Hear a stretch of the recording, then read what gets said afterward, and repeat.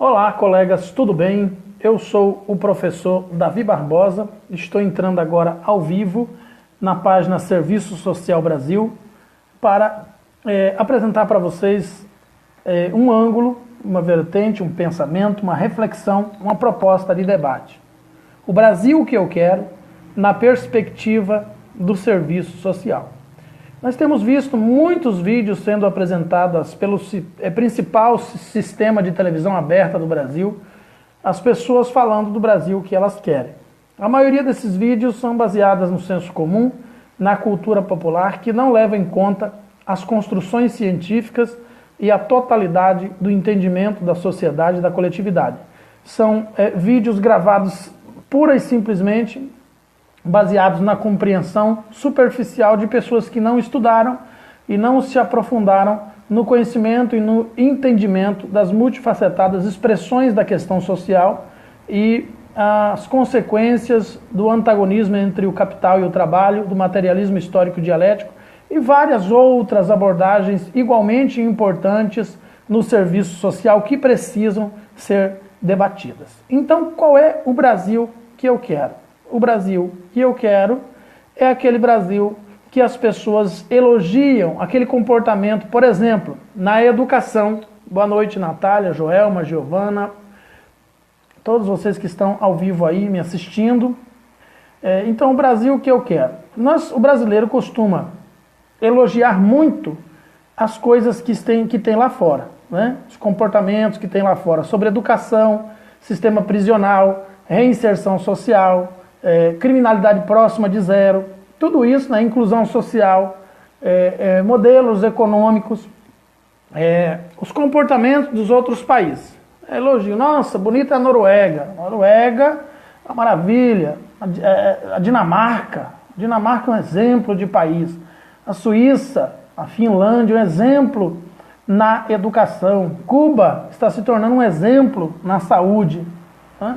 Então, todas essas pessoas fazem esses elogios para esses outros países. Mas, quando alguns desses métodos são aplicados aqui no Brasil, na tentativa de produzir os resultados que existem lá fora, só tem crítica. E eu quero abordar alguns desses princípios hoje, eu quero discutir com vocês alguns desses princípios. Vocês podem contribuir, provocar, questionar aí nos comentários abaixo. A todos que estão dando boa noite aí, que já passou vários, boa noite a todos, um abraço a vocês. Vamos continuar discutindo aqui. Então, primeiro vamos analisar quais são esses princípios que são tão elogiados, os seus resultados nos países do exterior, e quando se tenta aplicar a prática, o modelo aqui, alguns nem foram tentados, mas só de eu falar o modelo desses modelos aqui no Brasil, eu já vou ser criticado só de falar. Eu sei que vou. Então veja bem, o que é que os brasileiros querem? Os brasileiros querem os resultados daqueles países sem aplicar os métodos, os instrumentos, as técnicas, a metodologia, o aporte científico, tudo que existe em torno daquele resultado naqueles países, eles não querem aplicar aqui. Então duas coisas precisam ser analisadas. Primeiro, precisa-se criar um cenário parecido com o cenário que tem naquele país e aplicar os métodos que estão sendo aplicados lá e estão dando certo aqui, né? Para colher resultados, é uma abordagem muito simples aí, que já foi explicada várias vezes aqui e é abordada, teorizada por vários cientistas, que é o seguinte: para ter resultados diferentes, técnicas diferentes. Se você usa sempre as mesmas técnicas, você sempre vai ter os mesmos resultados. Para ter resultados diferentes, você tem que aplicar técnicas diferentes. Então vamos lá. Primeiro deles, educação. A educação da Finlândia é a melhor educação hoje do mundo. Está em primeiro lugar nos indicadores educacionais. A educação da Finlândia é a melhor que tem. Então essa é a primeira questão que todo mundo gava, Finlândia. Aí eu faço a seguinte provocação. Então, gente, se a Finlândia é tão boa, se os resultados educacionais da Finlândia são tão elogiáveis, vamos aplicar eles aqui no Brasil? E aí, quem concorda, dá um joinha aí nos comentários. Vamos aplicar os métodos finlandeses de educação aqui no Brasil? Quem concorda, dá um joinha aí. Só dá um joinha aí no comentário. Dá um joinha. Você concorda? Vamos aplicar os métodos da Finlândia aqui no Brasil? Então vamos lá. Primeiro método, primeira questão dos métodos da Finlândia. A primeira questão que precisa se resolver com relação à educação de qualidade que existe na Finlândia é a superação do adágio do ditado popular que a educação pode mudar o mundo. Isso é uma mentira inventada pelo Estado para colocar toda a responsabilidade da transformação social sobre um direito social apenas, negando, inviabilizando ou alijando os demais direitos sociais. É utilizar um direito para negar 11 direitos. É utilizar um direito para se tornar ele o principal de todos na argumentação e esquecer dos demais. A educação não pode mudar o mundo sozinha. A educação não pode transformar uma sociedade sozinha e o exemplo está na Finlândia. A Finlândia fez um milagre na educação porque ela aliou todos os direitos sociais como pano de fundo para a educação e só depois de todos os direitos sociais viabilizados é que ela colocou uma educação de qualidade sobre todos os direitos viabilizados. Se a educação transforma o mundo, somente se estiver contemplada como pano de fundo todos os outros direitos sociais. Só a educação não pode transformar o mundo. Não existe esta possibilidade, cientificamente falando. Não existe nenhum teórico que tenha dito isso. Quem mais se aproximou desta linguagem foi Paulo Freire quando disse: a educação não transforma o mundo, a educação transforma as pessoas. As pessoas transformam o mundo. Mas a educação só transforma pessoas que já foram inseridas culturalmente, que já foram inseridas socialmente. A educação só transforma pessoas que já foram recuperadas do seu estado de alienação de identidade, de alienação social, de todo tipo de preconceito e discriminação. Aí nessas pessoas que já passaram por um processo de transformação, de dignidade, de equidade, de autonomia, de empoderamento, de protagonismo, aí a educação vem sobre este pano de fundo e completa a transformação social que precisa existir no sujeito. Então, antes de você elogiar a Finlândia, pergunte-se, você aceita essa proposta para o Brasil? E esse é só um dos pontos. Vamos para o segundo ponto. A educação na Finlândia aceita o ensino religioso em todas as escolas. É obrigatório o ensino religioso em todas as escolas. E tem que ter uma aula para cada tipo de religião dentro da escola. Ponto número 1. Você aceita isso aqui no Brasil? A educação finlandesa aceita a educação sexual nas escolas desde a mais tenra idade. Educação sexual desde novinho. Ponto número 3, esse é o ponto número 2. Né? Não, o ponto número 1 foi o pano de fundo. O ponto número 2 foi a educação religiosa. Ponto número 3, educação sexual. Ponto número 4, não existem provas na educação finlandesa. Não existe prova. A prova emburrece o sujeito. A prova deixa o sujeito alienado, dependente de um resultado. O resultado para quem estuda em detrimento da prova não é o aprendizado, mas o desejo, a meta, o objetivo é a nota. A educação não pode reduzir-se apenas à conquista de uma nota. Não pode ser a nota o objetivo do estudo do sujeito. O sujeito tem que estudar para compreender o mundo, as suas vivências.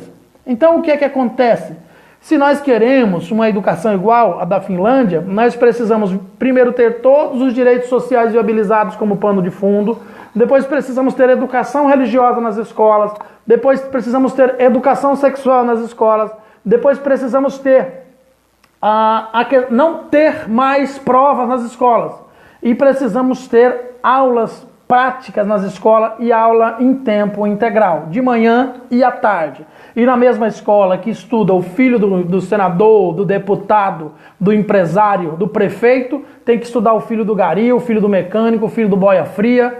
Igualdade, equanimidade, todos têm que estar no mesmo lugar. Meire Soares, o religioso não concordo, pois cada um tem o seu e seu íntimo muito pessoal. Meire Soares, essa é a sua opinião e eu preciso, não tenho como nesse momento concordar com você, porque essa é a questão do debate. Você está exatamente abordando a mesma questão que eu falei antes. Nós queremos o resultado de lá, mas não queremos a prática que tem lá, o método que tem lá. Você está questionando exatamente a minha fala. Você está confrontando exatamente o que eu falei. É verdade, prova não se deve medir o saber. Então, Mislene, brasileiro, povo atrasado, também bons modos de educação. Veja bem, vamos voltar aqui para a questão. Para ter resultado da Finlândia, precisamos aplicar os mesmos métodos da Finlândia. E os métodos da Finlândia, alguns, ainda tem muitos outros, que eu falei para vocês, são esses. Então, em quinto lugar, educação integral. Nas escolas finlandesas, o aluno aprende a cozinhar, o aluno aprende a arrumar, a organizar uma sala, aprende a varrer o chão, aprende pintura, aprende a organização doméstica. É aula prática de vivência, vivências de formação do sujeito, desde da mais tenra idade. E aqui no Brasil como é? Aqui no Brasil é um verdadeiro ninho de rato as escolas brasileiras. Não tem papel higiênico no banheiro, as escolas são todas pichadas. O Brasil é feito de um povo totalmente baderneiro, de um povo corrupto, de um povo baderneiro que não respeita o direito do outro, que não respeita o patrimônio público, que não respeita a propriedade pública, as instituições públicas, destroem. E por que isso acontece? Porque a educação doméstica não existe a contento. A educação doméstica ela não é baseada no princípio da inteligência, mas ela é baseada no princípio da coerção, ela é baseada no princípio da violência e da agressão. As crianças brasileiras obedecem por medo e não por inteligência. A sua imensa maioria obedecem por coerção, por imposição, por disputa de poder. Eu posso mais que você tem que calar a tua boca. Não é uma obediência por inteligência, uma obediência racional, de uma escolha inteligente. É uma obediência produzida pelo medo da coerção, pelo medo do açoite, pelo medo do castigo físico, pelo medo da punição. Então, depois eu vou, para não atrapalhar o debate que eu vou fazer aqui, depois eu vou voltar e vou ver todos os recados de vocês e vou tentar debater um por um. Então, Irã Marques, a síndrome do cachorro vira-lata é para pessoas que não pensam, que não raciocinam. A síndrome do cachorro vira-lata é para pessoas que elogiam os procedimentos que existem lá fora do Brasil e não pensam, não repensam a sua prática profissional aqui no seu próprio país. Então, se você se sente um cachorro vira-lata, não é o meu caso. Eu estou debatendo o meu país. Eu criei uma página que tem 92 mil seguidores, inclusive você. Se você não gosta, nem sei por que você está aqui, mas eu estou fazendo o meu trabalho. Se você também somasse e fizesse o teu trabalho, a sua síndrome tem cura. É só você trabalhar, certo? É só você fazer alguma coisa que melhora. Não precisa você sofrer dessa síndrome o tempo todo. Nós aqui no serviço social não temos síndrome de cachorro vira-lata, não. Nós aqui somos seres pensantes, críticos, que criticamos a nossa realidade e buscamos o melhor para o nosso país. Mas buscamos de forma científica, de forma que apresente de fato resultados. Bom, eu já falei aqui com vocês sobre educação. Eu quero falar agora sobre sistema prisional, né? Então todos os brasileiros, e eu falo de todos, elogiam países, por exemplo, como a Noruega, que tem a sua capital Oslo, com praticamente zero de criminalidade e 80% de reinserção social dos seus presos, né? Isso é tão lindo, tão nossa, lá quase não tem crime. E por que não tem crime lá? O primeiro princípio que não tem crime lá é porque não tem desigualdade social. A renda per capita é 72 mil dólares por pessoa e todo mundo tem carro novo, todo mundo tem emprego, todo mundo tem acesso à educação, todo mundo tem acesso à saúde, está todo mundo equilibrado. Então não tem desigualdade, não tem necessidade de um roubar o outro. Então o primeiro princípio da questão da criminalidade zero lá é que houve durante muito tempo a distribuição de renda, houve uma equiparação da igualdade social e em função disso a criminalidade diminuiu. Esse é o primeiro ponto. O segundo ponto é o sistema prisional que trabalha com a reinserção social. Então reinsere socialmente o sujeito. Aqui no Brasil as pessoas, apesar de elogiarem os métodos da Dinamarca e de Oslo, eles criticam de elogiarem os resultados, eles criticam o método. Quais são os métodos? O método é que o sujeito tem o direito de receber visita da sua família, tem o direito de sair nos feriados para dormir em casa, tem o direito a trabalhar durante o dia e voltar para o sistema prisional à noite. São métodos humanizados que reinserem socialmente o sujeito. Aqui no Brasil criticam o fato do sujeito ir para casa ficar com a família, criticam todos os projetos de reinserção social que não chegam nem perto de ser o que são na Dinamarca, que são criticados aqui no Brasil. Por exemplo, o auxílio reclusão, que todo mundo fica me inventando mentira a respeito dele aí na internet, para justificar sua ira e revolta contra a criminalidade. Mas, aplaudem o resultado que tem na Dinamarca. Para a gente ter o resultado que tem na Dinamarca, tem que aplicar o mesmo método aqui. Se a gente não aplicar o mesmo método aqui, nós nunca teremos o mesmo resultado. É uma coisa muito simples. E quais são esses métodos? São os métodos da semiliberdade, são os métodos da pessoa poder cumprir a sua pena em liberdade, da pessoa voltar para casa, da pessoa poder trabalhar, da pessoa ter direitos sociais viabilizados dentro da perspectiva da própria reinserção social. São métodos que não levam em conta a vingança e a punição, como é o caso do entendimento da sociedade aqui no Brasil com relação ao sistema prisional, que aqui o que as pessoas querem é que o criminoso morra na cadeia. Ele cometeu o crime, agora ele tem que pagar pelo crime, ele tem que morrer na cadeia. E muita gente aqui, inclusive, concorda com a pena de morte. Acontece o seguinte, nos países que têm reinserção social, a criminalidade é próxima de zero. Nos países que têm pena de morte, a criminalidade passa de 20%. É quase igual aqui no Brasil, o que prova que a pena de morte não resolve o problema da criminalidade. Eu me leciono uma matéria chamada Crime Criminoso e Criminalidade. Se você quiser entender um pouco dessa questão, depois você pode me perguntar no privado. Crime, criminoso e criminalidade. É uma das matérias que eu leciono. Então, o que acontece? Baseado nesta perspectiva, é importante entender que a reinserção social é o único instrumento que diminui, de fato, a criminalidade, que traz o índice da criminalidade para próximo de zero. Agora, ela só funciona se as leis... Edna Kramer está falando assim, se as leis funcionassem exatamente como está no texto, Brasil seria maravilha. Errado, Edna. Esse é o pensamento de operadores do direito. Este é o pensamento dos justiceiros, para os quais não há espaço no serviço social. O problema das leis não é da nossa competência. As leis, elas são um instrumento de coerção. A lei não é um instrumento de reinserção social. A lei não é um instrumento de empoderamento, de superação da alienação, de protagonismo. A lei é um instrumento de coerção utilizado pela segurança pública. Para alguns desses princípios, o assistente social tem a obrigação, mas não para todos. E na maioria dos casos, o assistente social está para um antagonista da lei e não para um apoiador da lei. Nós somos os críticos da lei. Por quê? Em nome da lei aconteceu o Holocausto. Isso até já virou até jargão isso, mas é fato. Em nome da lei aconteceu a escravidão.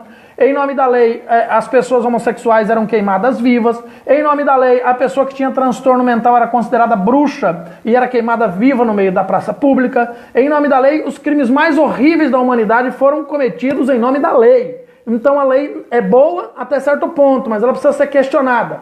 E os principais questionadores da lei somos nós, os assistentes sociais. Já que a maioria dos operadores do direito são legalistas. Eles têm esse mesmo pensamento que você colocou. Eles acham que a lei é a solução para o país. E não é bem por aí. A lei é criada pelo legislativo, a lei é criada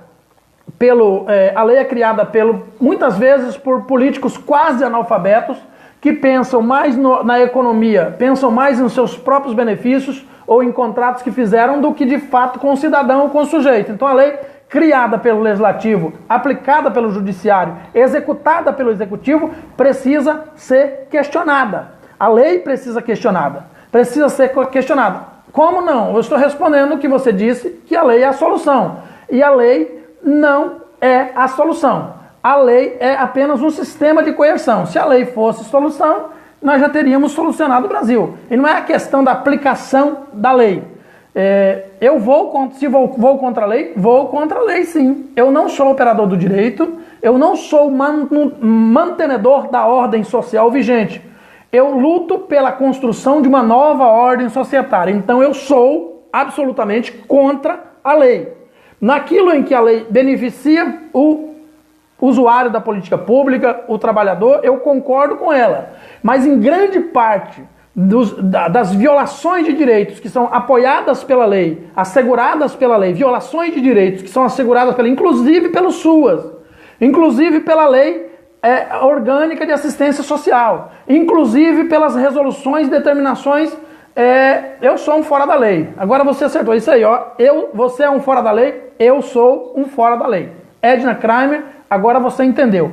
Eu sou um fora da lei e todo assistente social que de fato vai fazer alguma diferença no mundo social, no mundo dos homens, no mundo antagônico entre o capital e o trabalho, tem que ser, de certo modo, um fora da lei. Porque se ele for o tipo que só diz amém, ele vai ser o executor de ordens dadas, mas nunca será o propositor de políticas públicas. E o que está acontecendo, Yamamoto já falou sobre isso, Marilda Vilela Yamamoto disse, precisamos de assistentes sociais mais propositivos e menos executivos. Ela tem falado isso constantemente. Isso quer dizer o quê? Nós precisamos de mais assistentes sociais que desobedeçam a lei e muitas vezes questionem a lei, conflitem com a lei, confrontem a lei para poder estabelecer um novo pensamento, uma nova ideia, para poder participar da política pública, da criação da política pública, e não só da obediência cega, não só da submissão cega, não só da curvatura cega. Vou me ajoelhar e vou me benzer, vou bater continência para a lei, vou respeitar a lei. Não é bem por aí, não. Nós temos que questionar a lei, confrontar a lei, observar o que é que está acontecendo e o que é que não está acontecendo, porque nós precisamos propor, participar da proposta e não só receber a proposta pronta para aplicar. Isso é papel de escravo, isso é papel de alienado, e dentro da perspectiva da alienação profissional, tá sim de assistente social seguidor da lei, que não confronta a lei. Tudo que ele vem, ele abre aquela bocona desse tamanho, engole, nem mastiga nem nada, engole inteiro e sai cumprindo ordens. Nós precisamos confrontar, porque o próprio Estatuto da Criança e do Adolescente criou agora uma regra aí, que eu vou dar essa dica aqui para vocês estudarem, que nós precisamos discutir muito isso, porque está errado, a respeito da escuta técnica e da escuta qualificada. Ninguém respeita a lei, por isso essa baderna. Bom, essa é a sua opinião, é uma questão de respeitar a lei, é uma opinião sua, depende do contexto em que você está aplicando. Eu sou um fora da lei, eu sou assistente social, sou um fora da lei, sou um revolucionário, estou criticando a lei, questionando a lei, eu estou mais para anarquista do que para comunista, a bem da verdade, né? Mas, para que estudar leis na faculdade? Para questionar, para entender, descobrir o que é que está errado, como acabei de citar aqui, a questão da escuta técnica e da escuta qualificada no Estatuto da Criança e do Adolescente, que está violando o direito das crianças vítimas de maus tratos, de violência e abuso sexual. Está errado, tem que ser questionado. E tantas outras leis. A lei, na maioria das vezes, ela só prejudica o sujeito. Ela só prejudica o indivíduo. Então a gente precisa questionar a lei. Não podemos ser escravos da lei. Nós somos cumpridores da lei e ao mesmo tempo somos questionadores da lei e ao mesmo tempo somos fora da lei. Eu sou fora da lei. Então, voltando para o tema principal do Brasil que eu quero um Brasil que aceite métodos de recuperação de criminoso, que aceite reinserir socialmente o máximo de pessoas que tenham cometido crimes, porque só assim diminui a criminalidade. Edna Kramer, pelo menos eu sou revolucionário em algum lugar, né? O que é que você tem feito? Se você olhar minha página aí, tem 92 mil pessoas que me ouvem, inclusive você está aqui. Alguma coisa eu tenho a oferecer, né? Agora precisamos que você também nos ofereça alguma coisa, ok? Então eu sou revolucionário do Facebook e todo final de semana eu estou numa cidade diferente ministrando aulas para 40, 50 pessoas. E toda semana eu estou aqui no Facebook ministrando para várias pessoas. Mas enfim, né, eu não lhe devo satisfação nenhuma, só estou respondendo a pergunta.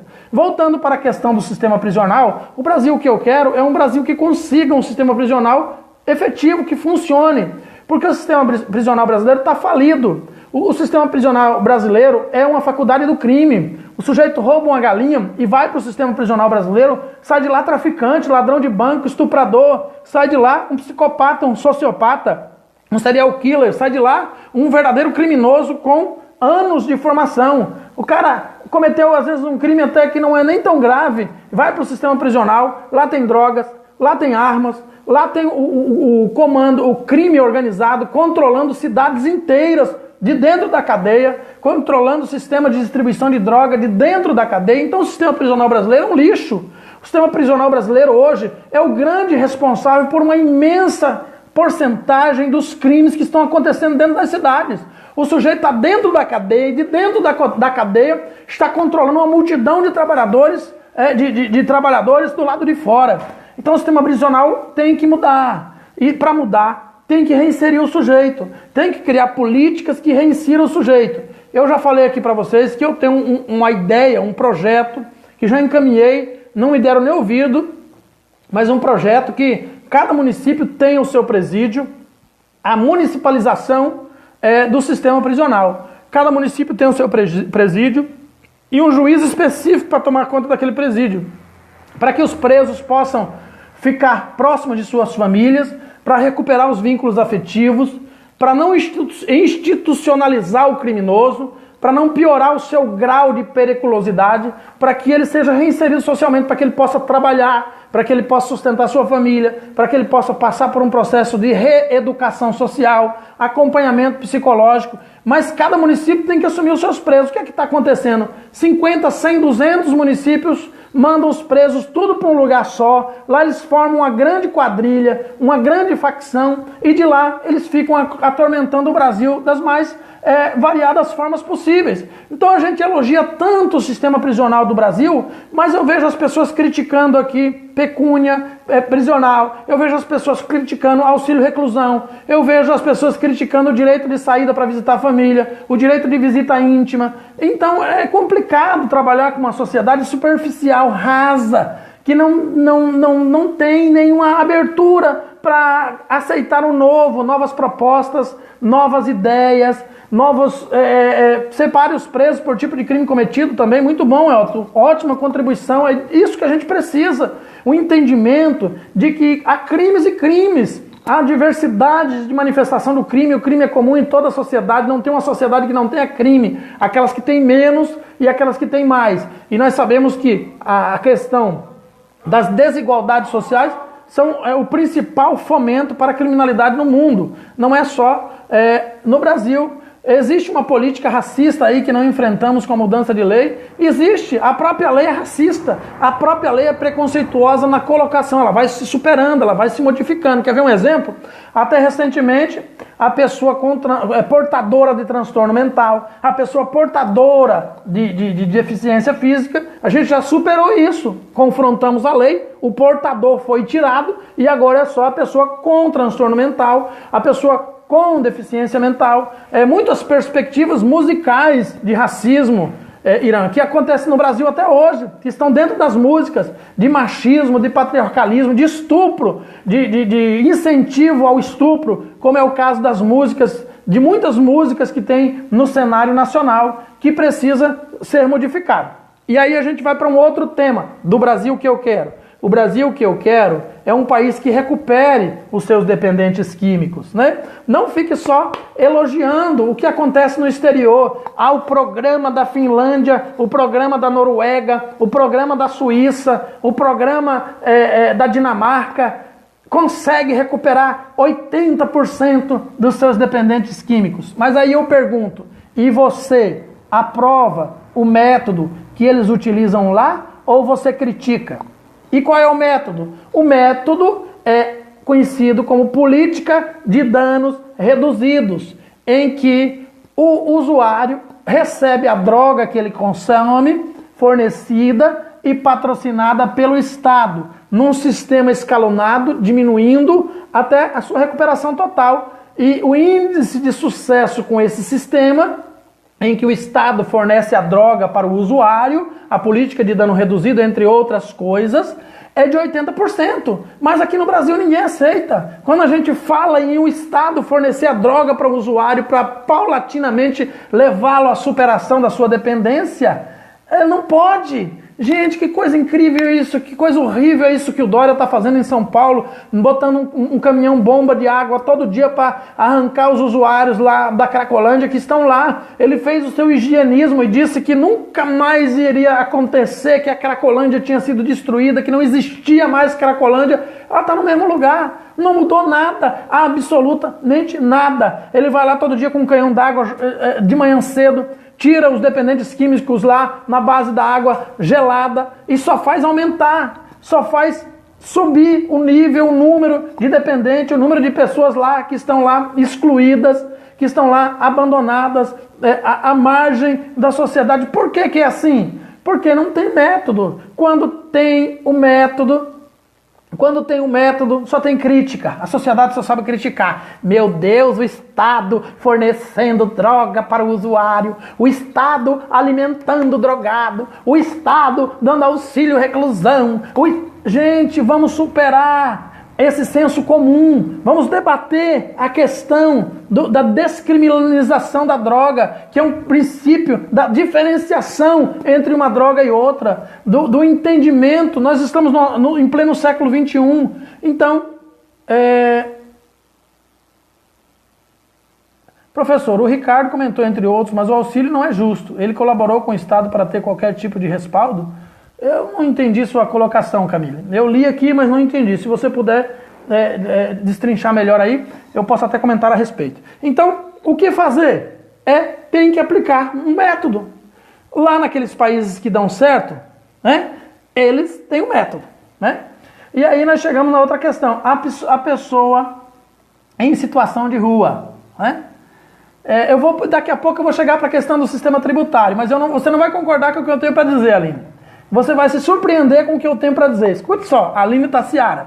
Eu vou na contramão do que você pensa. Normalmente eu estou na contramão da maioria. Né? Isso é comum. Então nós chegamos na questão da pessoa em situação de rua. A pessoa em situação de rua precisa de uma identidade. Né? Obviamente, ele está sem endereço, ele não tem identidade. Então, para poder tirar documento, ele precisa de uma referência geográfica, que é a criação da sua identidade. Essa referência geográfica é criada na instituição em que ele vai ser atendido. Né? Qual é o principal direito da pessoa em situação de rua, que a pessoa em situação de rua precisa? O principal direito da pessoa em situação de rua é a habitação, porque ela não tem onde morar. Me diga quantos projetos, quantas ONG, quantos centro pop você conhece que tem um projeto efetivo que, além de oferecer aquele abrigo, aquele asilo, oferece também uma moradia para a pessoa, para colocar no nome da pessoa uma casa para a pessoa, uma habitação, direito social, artigo 6º da Constituição Federal. Não tem nenhum. Se tiver, eu não conheço. Eu não conheço um método habitacional que abranja a pessoa em situação de rua. A pessoa em situação de rua só recebe remendo, só recebe paliativo. Ele vai para uma instituição, ele tem, não sei, às vezes 4, 5, tem instituição que ele só tem direito de usar por 7 dias, tem instituição que ele só pode dormir noite sim, noite não. E aí, quando a gente fala em programas habitacionais estrangeiros, todo mundo bate palma, nossa, como é lindo o sistema habitacional naquele país. A pessoa em situação de rua ganha uma casa para morar. Muitos falam que o auxílio reclusão é injusto, mas ele não seria justo. Ele colaborou com o Estado para hoje ser respaldado, como qualquer auxílio, doença, moradia, exatamente. Na verdade, não é nem colaborou, ele pagou, ele comprou um produto e está recebendo de volta. Professor, estou fazendo pesquisa científica sobre a pessoa em situação de rua. Pode me ajudar com a matéria sobre o assunto? Obrigado. É isso que eu estou falando. A pessoa em situação de rua precisa de moradia. Ela não precisa somente da identidade. Obviamente que a identidade vai ajudar ela a conseguir um emprego, vai ajudar ela a tirar documento. Tudo isso são direitos.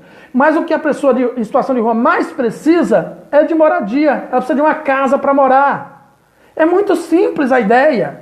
O princípio pode até ser caro em questões de orçamento, em questão de financiamento, mas se a gente quiser de fato resultados no enfrentamento, a expressão da questão social que leva a pessoa a viver em situação de rua, nós precisamos identificar quais são as pessoas que não querem outra vida a não ser aquela de viver em situação de vida, em situação de rua, daquelas que querem ter uma moradia e viabilizar o direito de pelo menos aqueles que têm interesse de ter um endereço fixo, de ter interesse de ter uma moradia. A questão da pessoa em situação de rua só é bem entendida por quem atua de fato e de direito na causa. Só a formação acadêmica não nos dá parâmetro. É uma questão muito importante. Agora, tome cuidado, Ricardo Santana, para você não inviabilizar ou não descreditar o valor da teoria precedendo a praxis.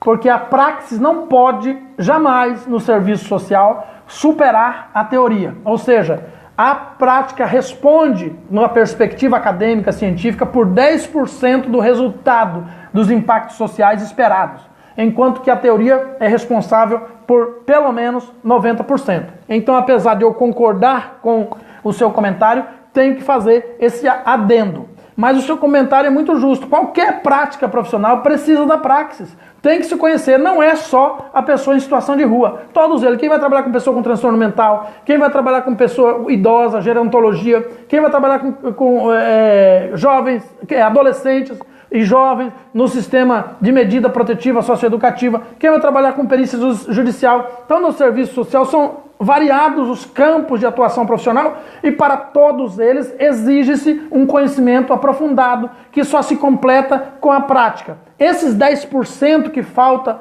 que completa a teoria, é fundamental e só se obtém na prática. Agora, só lembrando, a teoria no serviço social é 90% mais importante do que a praxis, mas a praxis completa a teoria. É possível que uma pessoa só tenha teoria e seja mais bem sucedida do que uma pessoa que só tenha praxis? Com certeza. É aceitável que uma pessoa não tenha teoria e tenha só praxis no serviço social? Jamais. Porque quem não tem a teoria não sabe o que fazer na prática.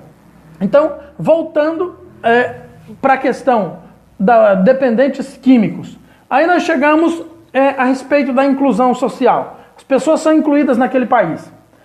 Por que as pessoas são incluídas naquele país? Por que existe uma inclusão social maior naqueles países que os brasileiros elogiam? Ah, que coisa linda, maravilhosa. Por quê? Porque lá existe um sistema econômico que fundiu a melhor parte de todas as ideologias sem desprezar nenhuma. As melhores partes do capitalismo, as melhores partes do comunismo, do socialismo e de diversas outras ideologias, as melhores partes foram fundidas, assim como o sistema educacional. As melhores teorias, as melhores partes das teorias foram fundidas para dar resposta à sociedade, para encontrar soluções para a sociedade. Então, aqui no Brasil, quem é de direita critica a esquerda como se ela fosse o fim do mundo. Quem é de esquerda critica a direita. Eu já disse aqui na página. É necessário que exista as ideologias, elas completam a sociedade. A sociedade não pode ser homogênea, ela precisa ser heterogênea, precisa ser composta por religiosos, por ateus, religiosos das mais diversas religiões. Ela precisa ser composta por esquerdistas e por direitistas, do centrão, todas as pessoas, porque é esse jogo que constrói o tecido das relações sociais. A sociedade só é saudável a partir da construção deste tecido das relações sociais. E aí nós chegamos ao ponto mais crítico de todos eles, né? Falamos de inclusão social, e aí nós temos a questão da saúde, nós temos a questão da segurança pública. A polícia no Brasil é um fiasco, é uma vergonha, porque não tem treinamento, não tem qualificação, são os brutamontes agressivos que acham que tem o direito de dar tapa na cara de quem supostamente cometeu o crime ou de quem tenha cometido o crime, não respeitam os direitos humanos. Então, a polícia brasileira, com raríssimas exceções, tem as exceções, é claro, mas com raríssimas exceções, todo mundo aplaude o comportamento dos policiais de outros países. Mas nós precisamos disso aqui. A segurança pública é responsável pela reinserção social das pessoas. A segurança pública não pode sair dando tapa na cara das pessoas, borrachada nas pessoas, chute, cotornada nas pessoas. Isso é tortura polícia não tem esse poder. Não cabe à polícia essa prática. Isso não está em nenhum manual, nem da Polícia Civil, nem da Polícia Militar, não está em nenhum treinamento, não é orientado por nenhum cientista. Isso não existe. Isso é um comportamento troglodita, é um comportamento atrasado, antiquado, de pessoas que executam mal a profissão, que não sabem o que de fato é ser policial. E depois ficam pedindo respeito da sociedade, ficam pedindo respeito, chegam, já vi nas rodoviárias, pedindo documento para o cidadão, porque o cidadão demorou para tirar o documento de dentro da bolsa, levou um tapa no rosto. Isso não existe, gente. A menina de 16 anos aqui em Campo Formoso, foi pega com 100 gramas de maconha no bolso, veio de casa à delegacia apanhando no rosto, o policial batendo, e era um guarda municipal, inclusive, batendo, dando tapa na cara da menina, de casa à delegacia. Quando foram descobrir, ela estava ameaçada de morte pelo traficante para fazer o tráfico. Ela traficava ou morria, mas apanhou em função disso. A segurança pública falhou no início, falhou no processo, falhou na conclusão e continua falhando. Pois então, e tudo isso são perspectivas. Agora, elogiar o que tem lá fora. O Brasil que eu quero é um Brasil em que a segurança pública seja qualificada, em que a segurança pública passe por constantes treinamentos e aprimoramentos para saber como lidar com a população, como empoderar o sujeito, como fazer a população se tornar defensores da polícia e não inimigos da polícia. Hoje, 70% da população brasileira não gosta da polícia, tem resistência pela polícia, tem medo da polícia, insegurança quando a polícia está por perto. Isso é muito grave, é um problema muito sério. E aí nós chegamos no último ponto desse vídeo, depois eu vou voltar com outro vídeo para falar sobre a paralisação dos caminhoneiros. E o bicho vai pegar. Então vamos lá. Último ponto, né? Nós estamos aqui e a questão dos caminhoneiros, mas eu vou deixar para debater depois lá, é um outro assunto. É a questão dos impostos. Escute bem, eu sou a favor do aumento dos impostos no Brasil. Eu acho a carga tributária do Brasil muito baixa em função do elevado número de pessoas excluídas socialmente que tem aqui. Vanessa, professora, a realidade que estamos vivendo nos últimos dias pode afetar a nossa profissão? Já está afetando, afeta todo mundo. Não tem como não ser afetado. Muitas pessoas, o Ricardo está dizendo, muitas pessoas em situação de rua fazem uso de drogas, fato, mas o que estamos oferecendo para que elas deixem as drogas ou até mesmo saiam das ruas? Absolutamente nada. Só coerção, somente perseguição. Aline Tassiara, eu não sei de onde você tirou essa sua informação, mas essa é uma página de profissionais qualificados, viu? Eu vou vou tentar falar com calma com você, com educação. Aqui nós temos doutores, mestres, pessoas formadas em economia, pessoas formadas no sistema tributário, especialistas, doutores e mestres, e sabem o que eu estou falando. E podem me questionar. Então você colocar aí que nós pagamos mais de 50%, pegou feio para você, viu? Fica feio para você porque as outras pessoas elas não vão te responder, mas elas vão tirar você como uma pessoa do senso comum, uma pessoa que não analisa antes de comentar, que não estuda, que não conhece o Brasil, o país em que você vive. É complicado, mas é essa a verdade. Desculpe se pareceu muito pessoal, mas esse é o fato. Nos últimos 20 anos, os impostos brasileiros ficaram a carga tributária para o brasileiro ficou entre 33% e 32%. Atualmente está em 32%. Atualmente a carga tributária está em 32,63%. Mas aí as pessoas aplaudem a Noruega, a Suíça, a Finlândia e esquecem pelo sistema que tem lá, pelo todo o sistema que tem lá, por toda a estrutura social que tem lá, pela criminalidade próxima de zero, pela saúde boa, educação boa, previdência boa, tudo de melhor. Mas esquecem que a carga tributária lá é 47%, ou seja, 15% a mais do que aqui no Brasil. A carga tributária na Finlândia, na Noruega, na Dinamarca, elas disputam entre si, né? Então é 30% a mais. Aí alguém diz, mas a carga tributária no Chile é bem baixinha. Gente, no Chile só tem 2,5% de pessoas em baixo nível de extrema pobreza, 2,5%. O Chile tem 18 milhões de habitantes, 2,5% de 18 milhões, 450 mil pessoas. Então dá para ter uma carga tributária no Chile de 19%, porque o nível de pobreza é baixo. Não tem tanta demanda por assistência social, saúde, educação e as políticas sociais. Já aqui no Brasil, nós somos 202 milhões de pessoas. O nível de extrema pobreza aqui é 14,83%. O número de pessoas em situação de extrema vulnerabilidade aqui é 28 milhões de pessoas, 29 milhões de pessoas. Entende a diferença, a proporcionalidade disso? São 29 milhões de pessoas que dependem diretamente da política de assistência social. E somado a esse, aí tem os outros 200 milhões. Então eu não posso comparar um país que tem 18 milhões com um país que tem 202 milhões. E também não posso comparar um país que tem 450 mil pessoas pobres em extrema vulnerabilidade social com um país que tem 29 milhões de pessoas em extrema vulnerabilidade social. Isso é ilógico fazer essa comparação.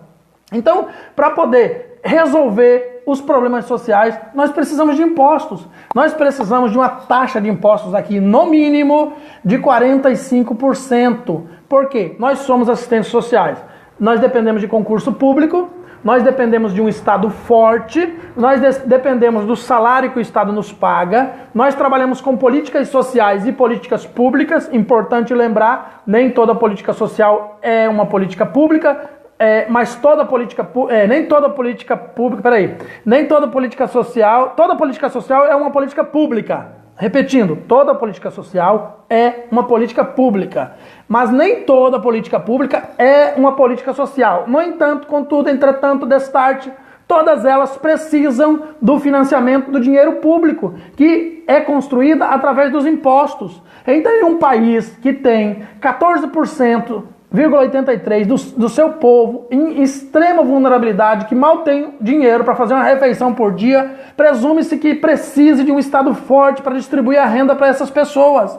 Então precisamos ter aqui pelo menos 45%. Elton está dizendo, o problema não é imposto em si, mas a forma como é arrecadado e como ele é aplicado. Também não, só a parte final aí, Elton, que a ciência concorda com você. A parte como ela é aplicada, a parte como é arrecadado, também tem que sofrer algumas modificações, mas não são nada muito graves, não. Então nós precisamos ter de 45% de arrecadação no Brasil, daí para mais, para resolver o problema das desigualdades sociais. Conforme os impostos forem resolvendo, empoderando pessoas, tornando pessoas protagonistas, emancipadas financeiramente, aí pode-se pensar da diminuição gradativa desses impostos, conforme a extrema pobreza for diminuindo, conforme os direitos sociais forem sendo viabilizados, a economia se aquece.